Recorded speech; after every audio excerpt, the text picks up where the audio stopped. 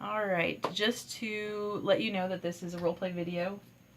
And so this is for a class assignment, and it is not a true counseling session. Okay. All right. So, Tara, what brings you in here today?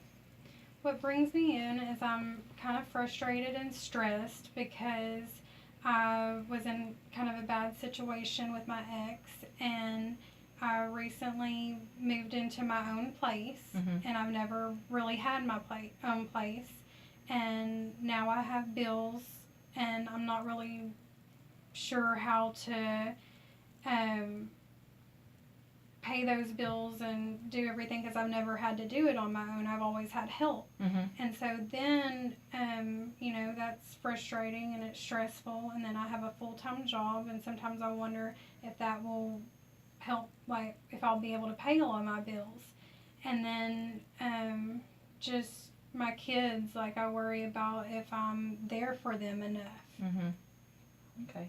So it sounds like you're stressed, being newly out on your own, and you've gotten a job that's a full-time job to help provide for your children, and then you also feel stressed that you're not able to be there with them like you were before because you were more of a hands-on mom before, and now because you have to work and you're providing for them, it's a little bit of a juggle for you. Would that be about right? Okay. And so a lot of the stress how's your job going at work? It's great. It's great. Okay. So with the stress that you're having, like how does the stress make you feel? It makes me feel anxious and sad because I don't want it makes me feel sad because I don't want my kids to think that I'm a bad mother. And then it stresses me out because I want to do the best for them. And so all this stress, this has all come about since you've moved out. Yes. And out of the bad situation. I think it's just because I have so much going on, with like trying to pay the bills and trying to make my kids happy, and it's a lot of pressure. Yes. To try to make that happen. So the stress that you're having right now, how does that impact your daily life? In the sense, like, what does it look like in a day for you to battle the stress that you're having? Well, sometimes I have to just take a step back because I can't come to work. I can't let the stress consume me because I can't come to work and be stressed out and then it show to my customers. So it sounds like, you're already kind of jumping ahead of me on the thinking of if stress was outside of you, like if it wasn't just something that is you, like you're not a stressed person, there's you and then there's the stress. And so with the stress, like you already seem to be keeping it, like you can recognize when it's coming upon you. And so you kind of keep it at a bay at some points where it's not going to affect your job when you get to your job. And so then when you get home, are you able to keep it at bay at home, or does it seem to overwhelm you when you get home? Sometimes it overwhelms me. Okay. Because I'm kind of to myself. My kids are there, but I'm kind of to myself, but then I have time to think about it. And when I'm at work, I don't have as much time to think about the stress. So when you're at work, there's the distraction of what you have to do to perform your job, whereas when you're at home, it's pretty much just you and everything. And yes. So it gives you, like, the stress kind of takes over you at that point. And so, okay, so the things that you use at work to kind of keep it at bay, what could you do at home that would help fix it to where that you wouldn't let it overwhelm you at home? I think I could just stay more busy and so that I don't think about it so much. And I think that I could come up with a plan on how I can sit down and set out a plan for my bills so that when it'll go along with my paychecks and stuff, so that way I won't be as stressed over it. So the financial part wouldn't stress you out. And so the stress that is out there that's trying to get to you, so most of the stress seems to be the financial part of it. Like, so when stress is attacking you, it's on the financial front. That are you able to make the bills, make sure that the bills are paid, that you have a house to stay at, nothing's taken from you. Are those fears that you face sometimes with the financial stress? Yes. Okay. And so is that the only thing that stress causes you, or is there other things that it brings? Like, I know there's the financial stress, but is there anything else that the stress kind of darkens or kind of changes or messes with you with? I would have to say, it's with my kids. Like being there for them. Yes. Being what you said, a good mom instead of being a bad mom. Yes. So because sometimes I do feel like I'm being a bad mom and neglecting them when I do have to work so much, and sometimes they don't understand why I have to work so much and I'm not at home all the time with them like I used to be, because I used to go to school and only have a part-time job, and now that I've taken on a full-time job, they don't really understand, even though I've sat down with them and talked to them about it, why I have to have that full-time job. So that gets kind of stressful when they bring it to my attention that they feel like I'm not there enough for them. And so then it makes me feel like I'm a bad parent. So the stress seems to cause a lot of disturbance between you and your kids, it sounds like. Yes. And so with that being said, it's almost like the stress is trying to picture you or paint you as a bad mom because of, that you're not there for them. But how would you define a good mom? What would be your definition of a good mom? I think a good mom is just being there for your kids, making sure that they do things, get up, brush their teeth, get dressed, kind of have independence, and be able to do, because they are old enough to do some things on their own, and allow them to do that.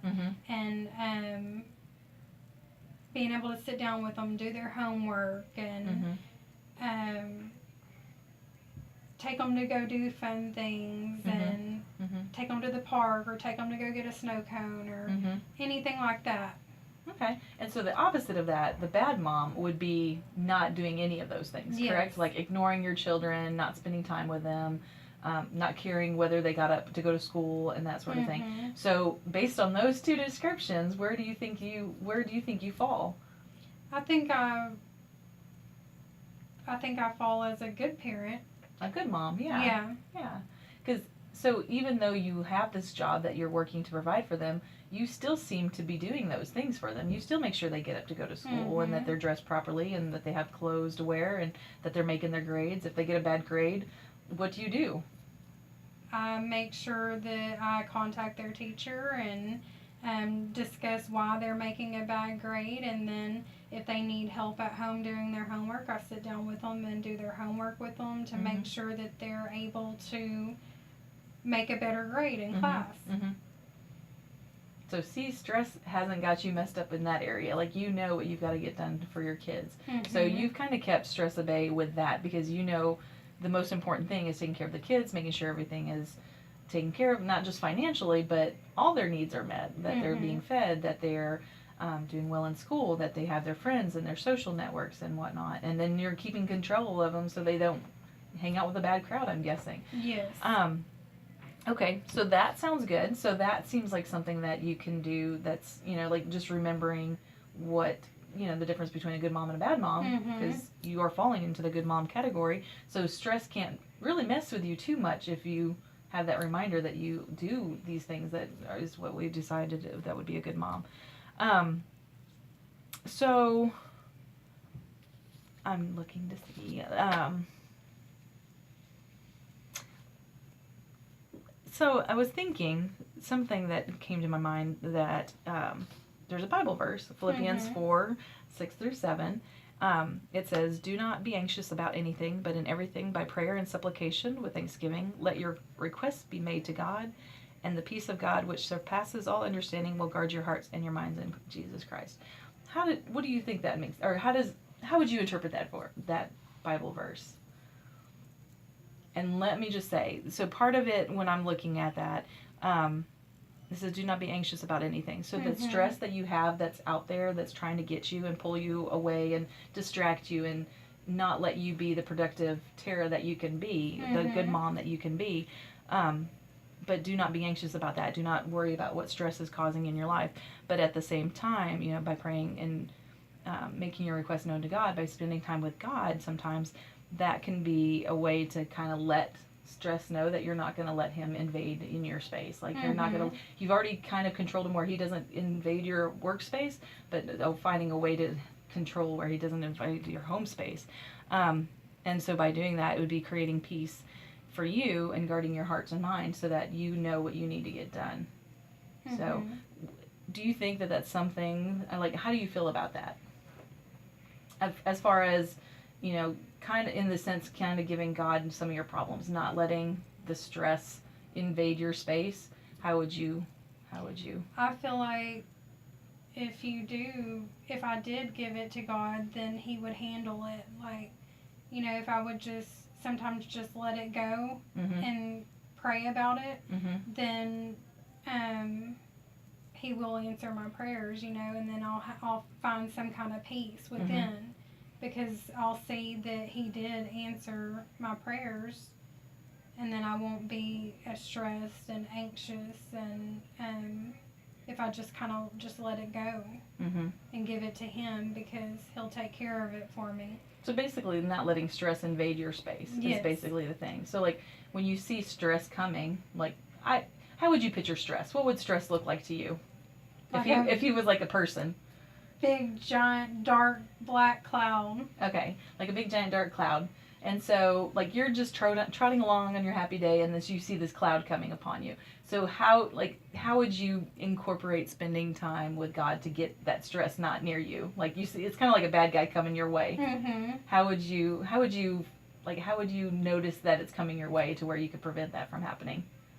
Is there a way that would? I mean, so I know that's hard. So if stress was coming and he was a black cloud, how would you feel? Like if you're just, you know, going to work and you see stress coming your way, how would it make you feel?